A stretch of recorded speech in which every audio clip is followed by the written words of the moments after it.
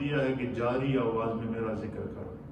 مثلا ایام حج کے اندر، ایام حج میں جو تلبیہ ہے لبیک اللہم لبیک، یہ بھی خدا کا ذکر.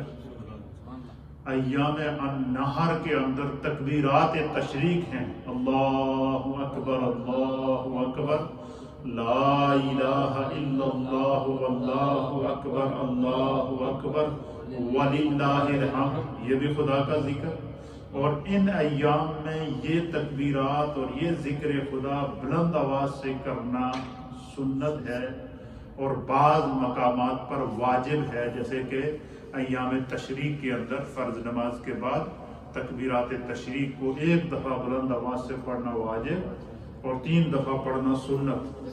تو بعض مقامات پر تکبیرات بلند آواز سے ذکر کرنے کو واجب قرار دیا گیا، وہ تکبیرات تشریق ہیں. اسی طریقے سے تلبیہ کے اندر بلند آواز سے تلبیہ پڑھنے کا حکم دیا گیا ہے. اسی طریقے سے اللہ قرآن میں فرماتا ہے وَلَذِكْرُ اللَّهِ اکبر، اللہ تعالیٰ کا ذکر بہت بلند ہے. اسی طریقے سے آذان، جب ہر نماز سے پہلے آذان دی جاتی ہے، جتنی بھی آذان ہے یہ پوری کی پوری آذان یہ خدا کا ذکر ہے. اور اس کے بارے میں حکم یہ ہے کہ آج کل تو چونکہ میڈیا کا دور ہے، ترقی کا دور ہے، اسپیکر موجود ہیں، ساؤنڈ سسٹم موجود ہیں، الیکٹرانک سسٹم موجود ہیں، سوشل میڈیا اور سکائی سسٹم موجود ہے. حرم میں اذان ہوتی ہے تو پورا ورلڈ اس کو سنتا بھی ہے اور دیکھتا بھی ہے. اسی طریقے سے ہماری مسجدوں میں اذان ہوتی ہے تو گھروں کے اوپر اسپیکر کے ذریعے، ریڈیو کے ذریعے سنا بھی جاتا ہے، سوشل میڈیا کے ذریعے ابھی آپ دیکھ بھی رہے ہیں. تو اسی طریقے یہ زمانے کی ترقی ہے. لیکن جب یہ سوشل میڈیا یہ چیزیں نہیں تھیں تو اس وقت میرے آقا علیہ الصلوۃ والسلام نے فرمایا کہ مسجد سے باہر کھڑے ہو کر، بلند ٹیلے کے اوپر کھڑے ہو کر، بلند جگہ پر کھڑے ہو کر اذان دی جائے. حضرت بلال کو حکم دیا کہ مسجد سے باہر کھڑے ہو کر، ٹیلے کے اوپر کھڑے ہو کر اذان بلند آواز سے دینا. کیوں؟ تاکہ جو ہے کیا ہو کہ جب اذان کی آواز دور دور تک پہنچ سکے، اذان کی آواز کیا ہو سکے، دور دور تک پہنچ سکے، اور لوگ اللہ کے ذکر کی آواز کو سن کر لوگوں کو یہ اندازہ ہو جائے کہ مسجد ہو رہی ہے. اسی طریقے سے جو ہے وہ حدیث کے اندر آتا ہے کہ جب نبی اکرم صلی اللہ تعالیٰ علیہ وسلم نماز پڑھاتے تھے فرض کی، تو نماز پڑھانے کے بعد حضور علیہ الصلوۃ والسلام بلند آواز سے استغفر اللہ استغفر اللہ، اور صحابہ اکرام حضور علیہ السلام کو فالو کرتے تھے. حتیٰ کہ بعض صحابہ کہتے ہیں کہ جب اجتماع کثیر ہو جاتا تھا، کیا ہو جاتا تھا؟ اجتماع حضور علیہ الصلوۃ والسلام کے ساتھ کثیر ہو جاتا تھا، تو جب جامع نبی پاک کے پیچھے جماعت کی میں نماز پڑھتے اور مسجد نبوی بھر جاتی اور مسجد سے باہر بھی لوگ کھڑے ہوتے، تو حضور علیہ الصلوۃ والسلام جب سلام پھیر کر بلند آواز سے ذکر کرتے تو صحابہ کہتے کہ جب ہمارے پاس پیچھے آواز نہیں آتی، تو جب صحابہ سلام پھیرنے کے بعد بلند آواز سے ذکر کرتے تو ہمیں اندازہ ہو جاتا کہ نماز فارغ ہو گئی ہے. تو یہ بعض مقامات پر سری ذکر کرنا. اچھا، کمال کی بات یہ ہے کہ اچھا نماز کو اللہ تعالیٰ کا ذکر قرار دیا گیا. نماز کو کیا قرار دیا ہے؟ اور دن رات میں ہم کتنی نمازیں پڑھتے ہیں؟ 5 نمازیں. 5 نمازوں میں سے 2 نمازیں جاری ہیں اور 3 نمازیں 2 نمازیں سری ہیں اور 3 نمازیں جاری ہیں. 3 نمازوں میں قرات بلند آواز سے کرنے کا حکم ہے. اس کا معنی کیا ہے کہ ذکر بلند آواز سے کیا جا سکتا ہے. اور 2 نمازوں میں قرات بلند سری آواز سے کی جاتی ہے، اور وہ دن کی نمازیں ہیں، ظہر کی نماز ہے اور عصر کی نماز ہے. وجہ کیا ہے؟ اس کی وجہ یہ ہے کہ کاروباری لوگ ہوتے ہیں اور بازاروں کے اندر جب بالخصوص مساجد ہوتی ہیں اور کاروباری لوگ ہوتے ہیں، اور قرآن جب پڑھا جائے تو قرآن سننا جو ہے وہ کیا ہوتا ہے؟ فرض ہوتا ہے، واجب ہوتا ہے. تو لوگ کہیں معمولات کے اندر آ کر کیا نہ کر لیں، جو ہے وہ دنیاوی باتوں میں لگے رہیں اور قرآن کی طرف توجہ نہ دیں، وہ قرآن کی سماعت کے نور سے اور فیض سے محروم ہو جائیں. تو اس لیے اس میں ہمارے لیے یہ بھی سبق ہے کہ جب مسجد میں گفتگو چل رہی ہو یا مسجد میں تلاوت ہو رہی ہو یا مسجد میں نماز ہو رہی ہو، تو ہمارے کچھ دوستوں کی عادت ہوتی ہے وہ پیچھے اسی ٹائم آگے باتیں کرتے ہیں، وہ پیچھے چور کھر لگی رہتی ہے. حالانکہ اس سے منع کیا گیا ہے، یہ سخت گناہ کے زمرے کے اندر آتا ہے. اسی لیے فرمایا گیا کہ جو دن کی نمازیں ہیں ظہر اور عصر کی، وہ سری طور پر پڑھی جائیں تاکہ جو ہے وہ کسی کو تکلیف نہ ہو. اور شام کی جب نمازیں ہوتی ہیں تو اس وقت کیا ہوتے ہیں لوگ اپنے گھروں سے جاب وغیرہ کر کے آرام سے آئے ہوتے ہیں، گھروں میں بیٹھے ہوتے ہیں. ہر آدمی کی خواہش ہوتی ہے کہ قرآن سنا جائے، ہر آدمی کی خواہش ہوتی ہے کہ رات سنی جائے، ذکر سنا جائے. تو یہ مختلف اوقات اس لیے اگر کوئی پست آواز سے ذکر کرتا ہے تو اس سے بھی پریشان نہیں ہونا چاہیے، تو کوئی بلند آواز سے کرتا ہے تو اس سے بھی کسی کو تکلیف نہیں ہونی چاہیے، بلکہ خوش ہونا چاہیے کہ اللہ تعالیٰ نے ہمیں ذکر کی توفیق عطا فرمائی. اور چاہے پست آواز سے ہو یا بلند آواز سے ہو، زبان سے اللہ کا ذکر ہی جاری ہو رہا ہے نا، قرآن کی تلاوت ہی جاری ہو رہی ہے نا، سبحان اللہ و بحمدہ سبحان اللہ العظیم ہی جاری ہو رہا ہے نا، والحمدللہ ہی جاری ہو رہا ہے نا، اللہ کا ذکر ہی جاری ہو رہا ہے. تو یہ تو ضمناً بات نکل گئی. آج جو میں آپ کے سامنے گفتگو کرنا چاہتا ہوں، میں نے گزشتہ جمعۃ المبارک کو آپ کی خدمت میں پیش کیا تھا کہ اللہ تعالیٰ نے قرآن میں فرمایا کہ اب زمین پر اللہ کا سب سے پہلا گھر کیا ہے؟ خانہ کعبہ شریف ہے. ان اول بیت وضع للناس للذی ببکۃ مبارک. فرمایا کہ زمین کے اوپر اللہ تعالیٰ کا سب سے پہلا گھر جسے مومنین کی عبادت کے لیے، لوگوں کی عبادت کے لیے اللہ کی طرف سے آسمان سے زمین پر نازل کیا گیا، اور حضرت آدم علیہ السلام اور جبریل کے ذریعے اس کی تعمیر کرائی گئی. پہلی تعمیر فرشتوں کے ذریعے اس کی ہوئی ہے. تو پھر کیا ہوا؟ فرمایا کہ وہ مکہ کے اندر ہے، اور اس گھر کی ایک اللہ نے فضیلت بیان کی. یہ فضیلت کون بیان کر رہا ہے؟ رب. کیا؟ سورہ چوتھا سپارہ ہے اور سورہ آل عمران ہے، چوتھا سپارہ ہے. اس کے اندر اللہ تعالیٰ کیا فرماتا ہے؟ اللہ فرماتا ہے کہ للذی ببکۃ مبارکہ، کہ یہ جو خانہ کعبہ شریف مکہ کے اندر موجود ہے، اس کی ہر چیز برکت والی ہے. کعبے کی حدود کے اندر جو بھی نشانیاں ہیں خدا کی، وہ کیا ہے؟ برکت والی ہے. پھر فرمایا کہ اور اس کی خالی برکت ہی نہیں ہے، کعبہ شریف کی حدود میں جو بندہ داخل ہو گیا، ایک تو خدا اس سے گناہوں سے معافی عطا فرمائے. نمبر یہ سعادت جس کو مل گئی، وہ بندہ یہ سمجھ لے کہ خدا کو منظور ہے، اللہ چاہتا ہے کہ میرے اس بندے کی زندگی تبدیل ہو جائے. کہ ہمارے ہاں اکثر ساتھی ایسے ہوتے ہیں کہ حج کرنے کے بعد تھوڑے زیادہ شرارتی ہو جاتے ہیں. ایسا ہوتا ہے، وہ زیادہ جناب سمجھتے ہیں جناب تو معاف کرا کے نئے سرے تو شروع کریے. حالانکہ یہ لمحہ فکریہ کیا ہے؟ لمحہ فکریہ یہ ہے کہ جس بندے کو وہاں پر جانے کی اللہ نے توفیق عطا فرما دی، اس کو ساری زندگی اپنی نظریں اوپر اٹھانی نہیں چاہیے، اور ساری زندگی خدا کا شکر ادا کرنا چاہیے کہ اللہ تعالیٰ نے ایک موقع تو دے دیا کہ میں نے میری زندگی میں میرے گناہ معاف کیے. میری زندگی میں جب وہاں گیا تھا تو میں گناہوں سے اٹا ہوا تھا. جب میں وہاں پہنچا تو میرے سر پر بھی گناہ تھے، جب میں وہاں پہنچا تو میرے کاندھوں پر بھی گناہ تھے، جب میں وہاں پہنچا تو میرے ہاتھ بھی گناہوں سے لٹے ہوئے تھے، جب میں وہاں پہنچا تو میرے پاؤں بھی گناہوں سے اٹے ہوئے تھے، اور میں سراپا ایک گناہ بن کر وہاں پر گیا تھا.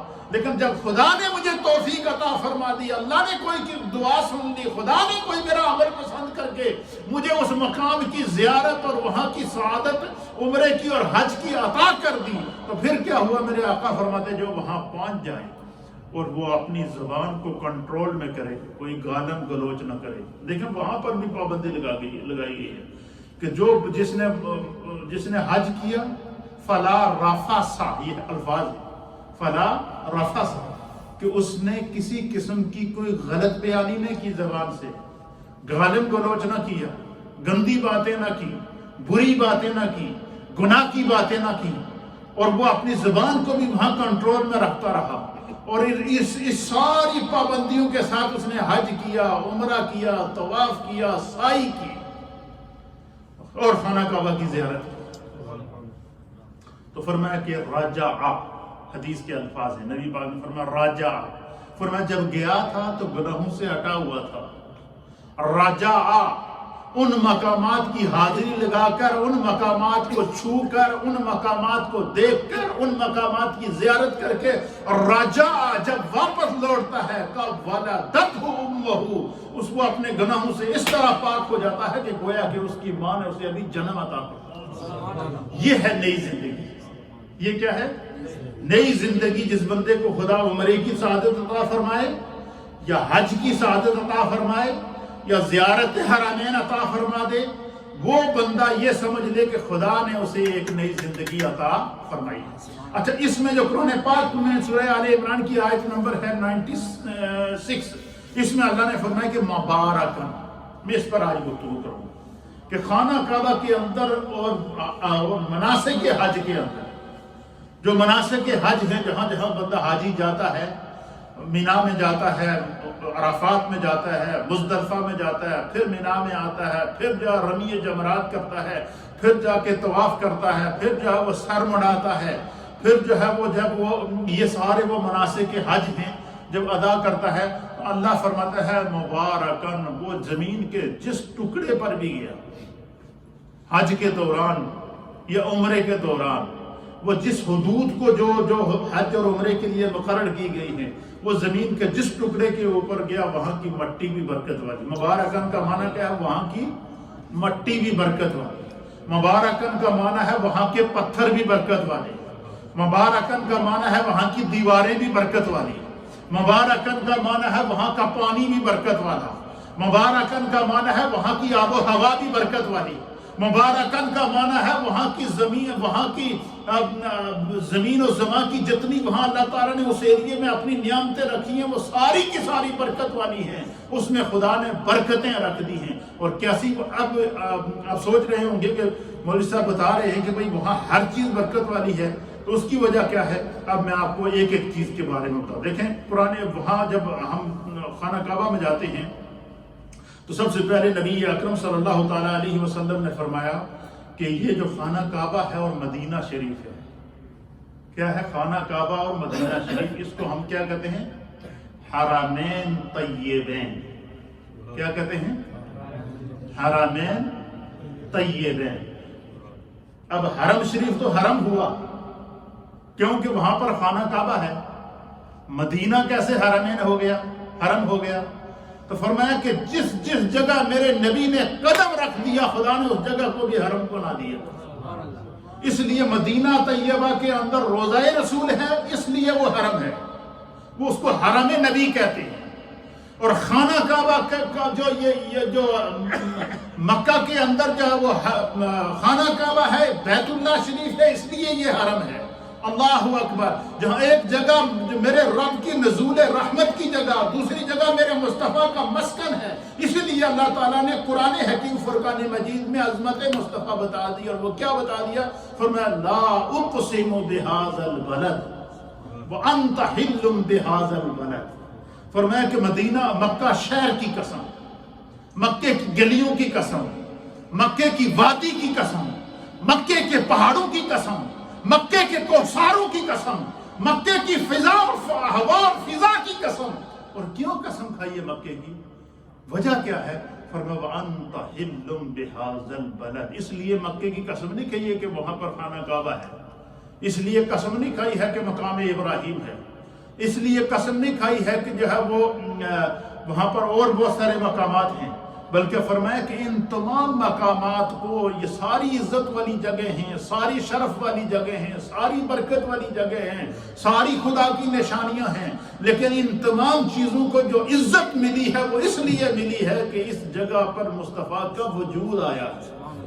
وَأَنْتَ حِلٌّ بِهَذَا الْبَلَدِ، کہ اس جگہ میرے مصطفیٰ نے قدم رنجا فرمائے ہیں، اس جگہ میرے مصطفیٰ کی پیدائش ہوئی ہے۔ اس آیت کے تحت مفسرین نے لکھا ہے کہ اللہ تعالیٰ نے جو مکہ شہر کی قسم کی وجہ بتائی ہے، اور وجہ کیا ہے کہ میں مکہ شہر کی قسم اس لیے کھا رہا ہوں کہ مکے کی گلیوں میں میرے مصطفیٰ جو ہے وہ نے قدم رنجا فرمایا ہے۔ مکہ شہر کی قسم اس لیے کھا رہا ہوں کہ مکہ شہر میں مصطفیٰ کی ولادت ہوئی ہے۔ فرمایا جس شہر میں مصطفیٰ کے قدم لگے، خانہ کعبہ ہونے کے باوجود خدا اس کی قسمیں کھا رہا ہے۔ فرمایا کہ یہ آیت مصطفیٰ کریم کے مقام کے اوپر نص ہے کہ حضور اگر قدم مدینے میں رکھیں گے تو مدینہ بھی حرم ہوگا، حضور قدم مکے میں رکھیں گے تو مکہ بھی حرم ہوگا۔ تو سرکار دو عالم صلی اللہ علیہ وسلم نے مدینہ طیبہ کے اندر اہل مدینہ نے حضور سے وفا کی۔ کیا کی؟ اب جب حضور مدینہ طیبہ نہیں گئے تھے تو مدینہ پہلے بھی تھا، لیکن اس کو یثرب کہتے تھے، وہ بیماریوں کی جگہ تھی۔ وہ کیا تھی؟ وہ وائرسز کی جگہ تھی، وہاں وائرس تھے، وہاں لوگ جانے سے لوگوں کو منع کرتے تھے، اس ایریے میں نہ جانا، وہاں بندے جانے سے بیمار ہو جاتا ہے۔ لیکن میرے مصطفیٰ نے جیسے ہی وہاں قدم رکھے ہجرت کے بعد، حضور علیہ السلام کا مدینہ میں قدم رکھنا تھا، تب مدینہ جو یثرب تھا، جو بیماریوں کی جگہ تھی، جو وائرسز کا پلیس تھا، اب مصطفیٰ کریم کے قدم لگنے کے بعد مدینے کی مٹی کو بھی خدا نے خاک شفا بنا دیا۔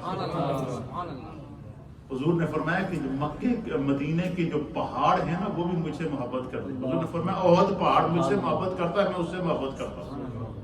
اللہ اکبر۔ اسی طریقے سے اللہ کے حبیب علیہ الصلوۃ والسلام، اس لیے اس کو حرمین طیبہ، تو قرآن کریم نے اللہ نے کیا فرمایا کہ حرم کے اندر کیا ہے؟ مبارکن، برکت والی جگہ ہے، اور ان برکت والی جگہوں میں سے سب سے پہلی کیا ہے کہ وہاں پر اس جگہ پر سب سے پہلے دعاؤں کی قبولیت ہوتی ہے۔ کیا ہوتی ہے؟ اب میں تھوڑی سی نالجیبل لاجیکل گفتگو کروں گا تاکہ آپ کی سمجھ میں آئے، دلائل، واقعات، گفتگویں، طرزیں آپ سنتے رہتے، لاجیکل گفتگو کیا ہے؟ اللہ نے فرمایا کہ مناسک حج اور حرم حدود، یہ جتنی جگہ ہیں یہ کیا ہے؟ برکت والی ہے۔ کیا ہے؟ اچھا، برکت کی وجہ کیا ہے؟ کہ حج کا جو سب سے بڑا رکن اعظم ہے وہ ہے میدان عرفات میں وقوف کرنا۔ کیا کرنا؟ میدان عرفات میں وقوف کرنا، اور میدان عرفات میں سورج غروب ہونے سے پہلے وہاں پر بس قدم رکھ لینے سے حج ادا ہو جاتا ہے۔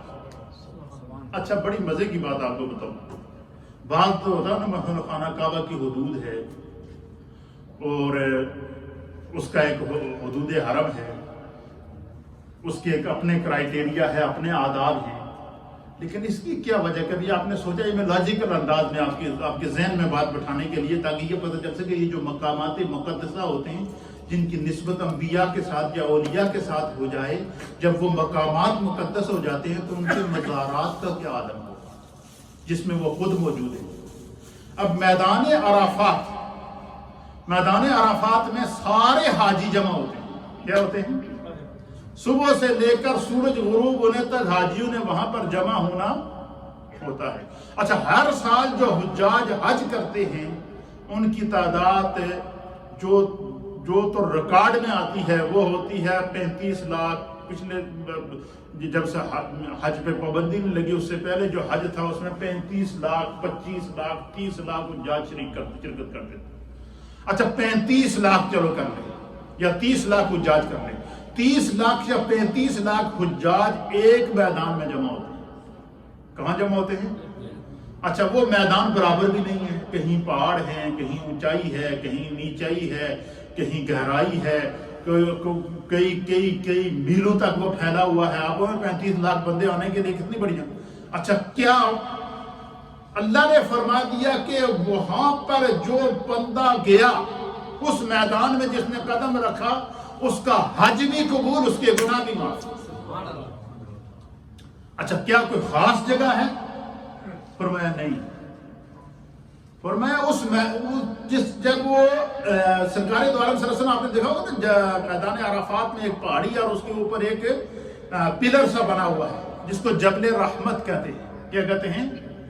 جبل اللہ، جبل کہتے ہیں عربی میں پہاڑ کو، اور رحمت کہتے ہیں جہاں خدا کی رحمت کا نزول۔ اب پہاڑ پر رحمت نازل ہو تو جبل رحمت۔ اچھا، اسی طریقے سے مکے کے اندر ایک برکت والا مقام تو یہ میدان عرفات ہو گیا۔ اچھا، اس جبل رحمت کے اوپر کھڑے ہو کر اس اونٹنی پر حضور علیہ السلام نے خطبہ حج دیا تھا۔ کیا کیا تھا؟ اچھا، نبی پاک صلی اللہ علیہ وسلم کی نگاہ چاروں طرف اس میدان میں جہاں جہاں تک پہنچی، خدا نے اس میدان کو عرفات بنا، جہاں جہاں نگاہ مصطفیٰ پہنچی۔ اور حضور علیہ السلام کی نگاہ کی وسعت کی کیا بات ہے کہ ہر سال لاکھوں حجاج میں کا اضافہ ہوتا ہے، لیکن کبھی آپ نے نہیں سنا ہوگا کہ حرم میں تنگی آئی ہے۔ اچھا، چلو یہ بندہ کہہ سکتا ہے کہ میدان عرفات بڑی کھلی جگہ ہے، کھلی فضا ہے، میدان ہے، اس میں چلو بندہ آگے پیچھے جا سکتا ہے، لیکن وہی 35 لاکھ حجاج جو میدان عرفات میں جمع ہیں، وہ 35 لاکھ حجاج طواف زیارت بھی کرتے ہیں، طواف ودا بھی کرتے ہیں یا نہیں کرتے؟ اور حج کے بعد تو جب حج کمپلیٹ ہو کر جب طواف کے لیے جاتے ہیں تو ان سارے کے سارے جو ہے وہ مینا سے واپس جب آتے ہیں تو وہ سارے طواف کرتے ہیں یا نہیں کرتے ہیں؟ اچھا کبھی آپ نے سوچا کہ اس کی کیا وجہ ہے کہ 35 لاکھ حجاج ہوں یا 50 لاکھ حجاج ہوں، کعبے کے گرد جو طواف کی جگہ ہے وہ تو چھوٹی سی ہے، وہ چھوٹی سی جگہ، اس میں 35 لاکھ بندہ کیسے آ جاتا ہے؟ اس کو کہتے ہیں مبارکن، خدا کہتا ہے میں نے اس میں برکت پیدا کی۔ اچھا یہی سوال صحابہ اکرام نے نبی پاک صلی اللہ علیہ وسلم کی بارگاہ میں کیا کہ یا رسول اللہ دن بہ دن صحابہ اکرام کی تعداد بڑھتی جا رہی ہے، اور حضور علیہ السلام نے جب حجۃ الوداع فرمایا تو حضور علیہ السلام کے ساتھ اس وقت 1,24,000 کم و بیش صحابہ تھے حج میں، آخری حج میں کتنے؟ تو صحابہ نے عرض کیا کہ یا رسول اللہ اس کی کیا وجہ ہے، یہ کیسے ممکن ہے؟ اب 1.25 صحابہ ہو گئے آپ کے ساتھ، تو حرم کے گرد خانہ کعبہ کے قریب جگہ بڑی چھوٹی سی ہے، اور یہ اتنے لوگ کیسے آئیں گے؟ تو حضور نے فرمایا یہ تو کچھ بھی نہیں ہے، قیامت تک میری امت جتنی بڑھتی جائے گی اللہ تعالیٰ جب یہ خانہ کعبہ کی زمین کو پھیلاتا جائے گا، کیا کرتا جائے گا؟ پھر نبی پاک صلی اللہ علیہ وسلم نے حدیث میں مثال دی ہے، حضور نے فرمایا کہ خانہ کعبہ جو حدود حرم ہے جہاں پر طواف کیا جاتا ہے، یہاں پر کیا کیا جاتا ہے؟ آپ دیکھیں کہ جب رمضان میں بھی بھرا ہوتا ہے، اور آپ نے دیکھا ہوگا حج کے موقع اوپر اگر ایک سال 25 لاکھ حاجی ہیں تو پھر بھی وہی طواف کرتے ہوئے نظر آتے ہیں، دوسرے سال 35 لاکھ حاجی ہیں تو پھر بھی وہی طواف کرتے ہوئے نظر آتے ہیں، اگر 50 لاکھ حاجی ہو جائے تو پھر بھی طواف کرتے ہوئے نظر آتے ہیں، جگہ تنگ نہیں ہوتی۔ وجہ کیا ہے؟ نبی پاک صلی اللہ علیہ وسلم نے فرمایا کہ جو حرم کی زمین ہے، خانہ کعبہ کی زمین، اس کو خداوند قدوس نے اتنی برکتیں عطا فرمائی ہیں، حضور نے فرمایا کہ حرم کی مثال ماں کے رحم کی طرح ہے۔ کیا ہے؟ ماں کے رحم کی طرح۔ ماں کا رحم کہتے ہیں ماں کے پیٹ میں جب بچہ آتا ہے، جب ماں کو کے پیٹ میں بچہ آتا ہے، جب وہ حمل ٹھہرتا ہے تو وہ پہلے ایک نطفہ ہوتا ہے، پھر وہ نطفے سے گوشت کا لوتھڑا بنتا ہے، پھر وہ گوشت کے لوتھڑے سے پھر وہ جسم بڑھنا شروع ہو جاتا ہے، پھر وہ جسم 10 دن کا ہوتا ہے، پھر وہ 15 دن کا ہوتا ہے، پھر وہ 20 دن کا ہوتا ہے، پھر وہ 30 دن کا ہوتا ہے، پھر وہ 40 دن کا جب ہوتا ہے تو اللہ تعالیٰ کی طرف سے جبریل امین کو حکم ہوتا ہے کہ یہ جو ہے وہ ماں کے پیٹ کے اندر یہ جو انسان آیا ہے تو یہ اب 40 دن کا ہو گیا ہے، اب جاؤ اس کی زندگی بھی لکھ دو، اس کا رزق بھی لکھ دو، اور یہ بتا دو کہ اس نے کتنی زندگی گزاری۔ پھر وہی نطفہ 40 دن کے بعد 50 دن کا، پھر 60 دن کا، پھر کرتے کرتے 2 مہینے، 3 مہینے، 4 مہینے کا، 5 مہینے کا، 6 مہینے کا، وہ بچہ 7 مہینے کا۔ ماں کا رحم وہی ہے، اس کا دائرہ وہی ہے، اس کا دائرہ وہی ہے، اس کے اندر وہ جو بچہ ٹھہرتا ہے وہ یا تو 3 دن کا، پھر 5 دن کا، پھر 1 مہینے کا، پھر 2 مہینے کا، وہی بچہ۔ اور بعض ماں کی رحموں کے اندر آپ نے دیکھا کہ 2 بچے ہوتے ہیں، بعض جو ہے وہ 3 بچے ہوتے ہیں، بعض ماں کے رحم کے اندر 4 بچے ہوتے ہیں، لیکن ان کی مہینے بھی بڑھتے جاتے ہیں، حتیٰ کہ اللہ فرماتا ہے کہ جب ماں جب اس کے پیٹ کے اندر بچہ آتا ہے تو خدا اس ماں کو سراپائے برکت بنا دیتا ہے۔ اس بچے کی جو تکلیف ہوتی ہے وہ بھی ماں برداشت کرتی ہے، اس لیے فرمایا کہ ماں کے قدموں کے نیچے جنت ہے۔ حضور نے فرمایا کہ حرم کی مثال ماں کے رحم کی طرح ہے، جس طرح بچہ بڑھتا جاتا ہے تو ماں کے پیٹ کو اللہ تعالیٰ اس میں وسعت دے دیتا ہے، ایک بچہ ہو پھر بھی وسعت، 2 بچے ہوں اللہ پھر بھی اس کو بڑھا دیتا ہے، 3 بچے ہوں اللہ پھر بھی ان کو بڑھا دیتا ہے۔ فرمایا جس طرح ماں کا رحم بڑھتا جاتا ہے اس طرح اللہ حرم کو بڑھا دیتا ہے۔ حضور نے فرمایا کہ حرم کی مثال ماں کے رحم کی طرح ہے۔ سرکار نے فرمایا کہ اگر قیامت تک کے لیے میری پوری امت بھی حرم کا طواف کرے گی اللہ اس کی زمین کو اس طرح بڑھا دے گا جیسے ماں کے رحم کو بڑھاتا ہے۔ اس کو فرمایا کہ مبارکن، برکت والا۔ پھر قرآن حکیم فرقان مجید کی روشنی میں نبی اکرم صلی اللہ علیہ وسلم نے فرمایا کہ اس میں برکت والے کون سے مقامات ہیں؟ فرمایا کہ وہ اس کے حرم کے اندر جتنے برکت والے مقامات ہیں وہ سارے کے سارے دعا کی قبولیت کی جگہ ہے۔ اچھا جو بات میں آپ کو سمجھا رہا تھا وہ یہ کہ اب 35 لاکھ یا 25 لاکھ بندہ میدان عرفات کے اندر آتا ہے، اور میدان عرفات حد نگاہ تک بڑھا ہے، کیا ہے؟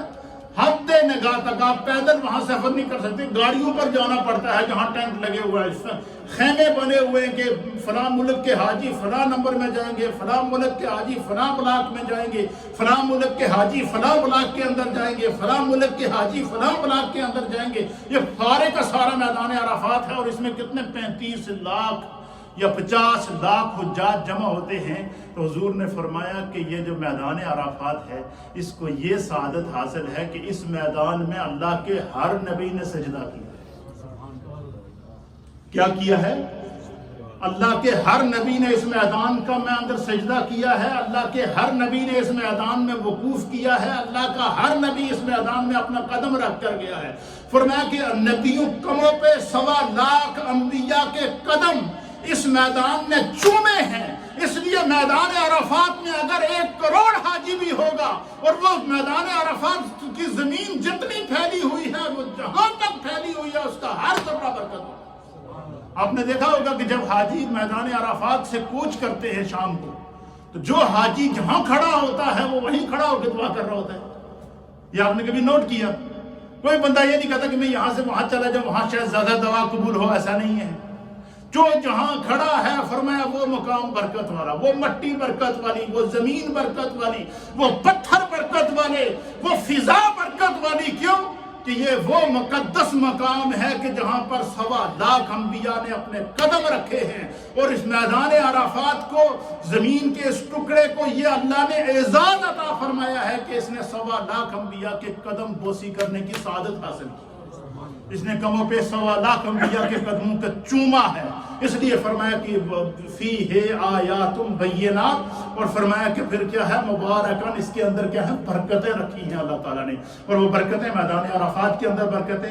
اسی طریقے سے وہاں سے کوچ کرو تو مزدلفہ میں جاؤ، وہ بھی پہاڑ، مزدلفہ میں 5 پہاڑ، کیا وہاں تو سنگریزے پتھر، اور وہاں سے کنکریاں بھی چننی پڑتی ہیں، اور ہر جگہ پتھر ہی پتھر ہے۔ ان پتھروں کے اوپر بھی بندہ لیٹتا ہے نا تو اس کو نیند آ جاتی ہے۔ وجہ کیا ہے؟ مبارکہ، خدا نے برکت رکھی ہے۔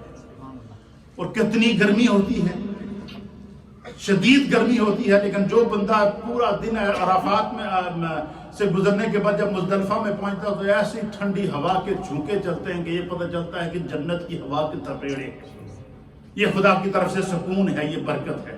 پھر اسی طریقے سے فرمایا کہ جب اور مبارک، اور اس میں کیا کیا برکت ہے؟ سب سے پہلی برکت فرمایا کہ جب حاجی، چاہے وہ مشرق کا حاجی ہو، مغرب کا حاجی ہو، شمال کا حاجی ہو، جنوب کا حاجی ہو، جب وہ حرمین طیبین پہنچتا ہے تو سب سے پہلی برکت اس کے لیے کیا ہے؟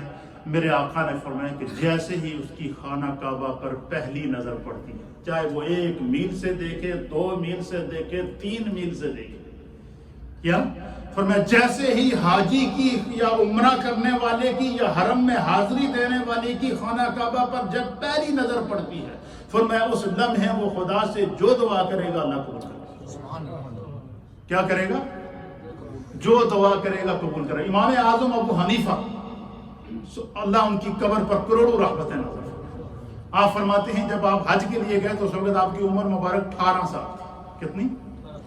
18 سال تھی۔ تو آپ فرماتے ہیں کہ ساری زندگی میں حج کے مناسک اور حج کے وہ پڑھاتا رہا، تو میں نے سوچا کہ میں اب حج کے لیے اپنی والدہ کے ساتھ اور بڑے بھائی کے ساتھ جا رہا ہوں، لہٰذا میں ایک دفعہ حج کے سارے مناسک پڑھ لوں۔ تو آپ کہتے ہیں کہ میں حج کے مناسک پڑھتے پڑھتے جب میرے سامنے یہ حدیث آئی نا، تو نبی پاک صلی اللہ علیہ وسلم نے فرمایا کہ جس بندے کی خانہ کعبہ پر جب پہلی نظر پڑتی ہے تو اس لمحے وہ جو دعا کرتا ہے اللہ قبول کرتا ہے۔ کہتے ہیں میں سوچ میں پڑ گیا کہ یار دعائیں تو بہت ساری ہیں، لیکن میں کون سی دعا کروں؟ کہتے ہیں پورا راستہ یہ سوچتا رہا کہ جب کعبے پہ پہلی نظر پڑے تو کون سی دعا کروں؟ تو امام اعظم ابو حنیفہ کہتے ہیں کہ پھر اللہ نے میرے دل میں القاء کیا، خدا نے مجھے دعا بتا دی، اللہ نے میرے دل میں وہ دعا ڈال دی۔ کہتے ہیں جیسے ہی میرے خانہ کعبہ پر نظر پڑی نا، اب دیکھیں بڑے لوگوں کی گلیں بھی بڑھیاں ہوتی ہیں، جو اولیاء اللہ ہوتے ہیں ان کی نظر دیکھیں، ہم میں سے ہر ایک کی خواہش ہوتی ہے اسی جناب پہلی نظر پہ اسی کیا کہ جناب سند اچھا گھر مل جائے، دولت مل جائے، کامیابی مل جائے، ترقی مل جائے۔ لوگ تو یہ دعائیں کرتے ہیں، اس قسم کی مختلف دعائیں کرتے ہیں.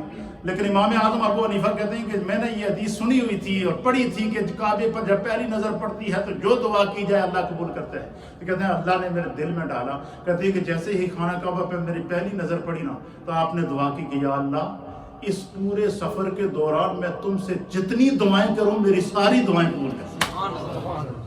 اللہ کیا دعا ہوگی کہ اللہ پہلی دعا حرم پہ نظر خانہ کعبہ پہ نظر پڑتے پہلی دعا حضرت امام اعظم ابو حنیفہ نے کیا کی کہ یا اللہ میں جتنی دعائیں حج کے دوران کروں، عرفات میں کروں، مزدلفہ میں کروں، مینا میں کروں، طواف میں کروں، سعی میں کروں، مدینہ طیبہ میں کروں، جتنی دعائیں میں تجھ سے مانگوں اللہ میری ساری دعائیں قبول کر. کتنی بڑی دعا ہے وہ دعا. اس کے الفاظ تھے کہ اللہم اجعلنی مستجاب الدعوات، اے اللہ میری ساریاں دعاؤں کو قبول کرنے والا بنا. اور ان کے حالات زندگی کے اندر علماء نے لکھا کہ امام اعظم ابو حنیفہ کے حق میں یہ دعا اللہ نے اتنی قبول کی، یہ صرف حرم کی حد تک نہیں ہے. جس کے لیے بھی دعا کے لیے ہاتھ اٹھاتے تھے، ہاتھ ابھی نیچے نہیں لاتے تھے تو دعا قبول ہے. اور اللہ تعالیٰ کے فضل و کرم سے جب خداوند قدوس نے مجھے حرمین طیبین کی حاضری کی سعادت عطا فرمائی، میں نے یہی امام اعظم والی دعا کی. اور یہ ہوتا ہے خدا کی طرف سے انعام. تو اس میں سب سے پہلی برکت والی کیا ہے؟ مبارکن کہہ کے برکت والی جگہ کیا ہے؟ خانہ کعبہ کی زیارت برکت والی، خانہ کعبہ کا طواف برکت، ہر طواف کے اندر اللہ نے برکتیں اور مغفرتیں رکھی ہیں. اور مقام ملتزم جو ہے اس کے اندر یہ دعا کی قبولیت کی جگہ ہے. میزاب رحمت یہ دعا کی قبولیت کی جگہ ہے. اسی طریقے سے خانہ کعبہ کے اندر یہ دعا کی قبولیت کی رحمت ہے. چشمہ زمزم کے کنویں کے مقام کے اوپر جس میں خدا نے برکت رکھی ہے، یہ دعا کی قبولیت اور شفا کا مرکز ہے. اسی طریقے سے حجر اسود کے اندر اللہ تعالیٰ نے برکت رکھی ہے، کیونکہ خدا کہتا ہے کعبے کی ہر چیز میں برکت ہے. کعبے کی ہر چیز میں کیا ہے؟ برکت ہے. تو خانہ کعبہ کے اندر برکت، چشمہ زمزم کے کنویں کے اوپر اللہ نے برکتیں رکھی ہیں. حجر اسود کے اندر اللہ نے برکتیں رکھی ہیں. صفا کے اوپر اللہ نے برکتیں رکھی ہیں. مروہ کے اوپر اللہ نے برکتیں رکھی ہیں.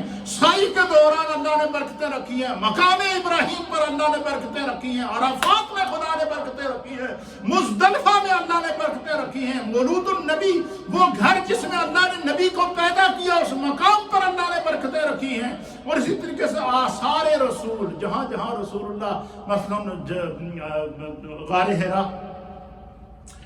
ہرا جہاں پہلی وحی نازل ہوئی، جہاں سرکار چل کے جاتے تھے، اور اس پہاڑی کا پتہ ہے کیا نام ہے؟ اس پہاڑی کا نام ہے جبل نور. کیا کہتے ہیں؟ جب میں وہاں پہنچا نا تو ہم زیارات کے لیے گئے تو جبل نور، کسی بھی ٹیکسی والوں کو کہیں کہ ہم نے جبل نور جانا ہے تو وہ آپ کو سیدھا غار ہرا پہ لے کر جائے گا.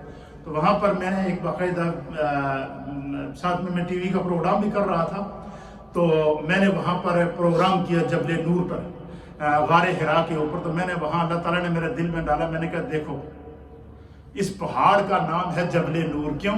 کہ اس میں نبی پر پہلی وحی نازل ہوئی. اس پہاڑ کا نام ہے جبل نور کیوں کہ اس میں نبی پاک صلی اللہ علیہ وسلم نے 40 دن یہاں اس غار کے اندر گزارے ہیں. یہ اس پہاڑ کا نام جبل نور ہے. یہاں پر جبریل علیہ السلام آ کر پہلی وحی لے کر آئے. میں نے کہا جس پہاڑ پر نبی کے قدم لگ گئے وہ جبل نور بن گیا، اور لوگ وہ نبی جو شریعت لے کر آیا، دین لے کر آیا، امام الانبیاء بن کر آیا، اس کی نورانیت کا سارا انکار کرتے کر رہے ہیں. تو یہ باتیں ہوتی ہے محبت کی، عشق کی. جب محبت اور عشق ہو تو پھر آپ کو پتہ چلتا ہے طواف کا بھی، زیارات کا بھی، محبتوں کا بھی، کہ وہاں اللہ تعالیٰ نے کیا کیا چیز رکھی ہے. پھر اسی طریقے سے جو ہے وہ آثار رسول کہتے ہیں جس جگہ رسول اللہ نے قیام کیا، چاہے وہ مکہ میں ہو یا مدینہ میں ہو، وہ دعا کی قبولیت کی جگہ ہے. پھر اسی طریقے سے فرماتے ہیں کہ روضہ نبوی یہ دعا کی قبولیت کی جگہ ہے. پھر تینوں جمرات کے اوپر جہاں ابراہیم علیہ السلام نے تینوں شیطانوں کو کنکر مارے، وہ دعا کی قبولیت کی جگہ ہے. پھر اسی طریقے سے فرماتے ہیں منبر نبوی، جس منبر پر نبی پاک صلی اللہ علیہ وسلم نے بیٹھ کر گفتگو کی تھی، وہ قبولیت کی جگہ ہے. محراب نبوی وہ دعا کی قبولیت کی جگہ ہے. پھر اسی طریقے سے فرماتے ہیں ریاض الجنہ وہ دعا کی قبولیت کی جگہ ہے، ریاض الجنہ کے دونوں ستون وہ دعا کی قبولیت کی جگہ ہے۔ تو گویا حرمین طیبین مکہ اور مدینہ کے اندر جس جگہ میرے مصطفیٰ چلے گئے، جس جگہ میرے مصطفیٰ نے قیام کیا، اللہ فرماتا ہے مبارکن، وہ برکت والی جگہ ہے۔ اور دوسرے مقام میں فرمایا ان الصفا والمروہ من شعائر اللہ، صفا اور مروہ یہ اللہ کی نشانیاں ہیں۔ اور پھر اسی طریقے سے جو ہے وہ سائی کو جو ہے وہ برکت والا بنا دیا، گناہوں کی معافی والا بنا دیا۔ آپ مجھے بتائیں کہ جن مقامات پر نبی کے قدم لگ گئے، یا نبی آج سے 1400 سال پہلے، حضرت ابراہیم علیہ السلام کا دور آج سے 5000 سال پہلے کا دور ہے، پھر 5000 ایئر اگو حضرت ابراہیم علیہ السلام کا دور ہے، اور اس دور کے وہ رمی جمرات، اس دور کے وہ میدان عرفات، اس دور کے وہ مزدلفہ کا سفر، وہ سارے کا سارا آج بھی ہمارے لیے برکت والا ہے۔ تو جہاں نبی کے قدم لگ جائیں، وہ مٹی برکت والی، پہاڑ برکت والے، فضا برکت والی، مقامات برکت والے، آثار برکت والے، تو جہاں انبیاء کے مزارات ہیں وہ کتنی بڑی برکت ہوگی۔ اللہ ہمیں ان پاکان امت کی عظمت کو سمجھنے کی توفیق عطا فرمائے۔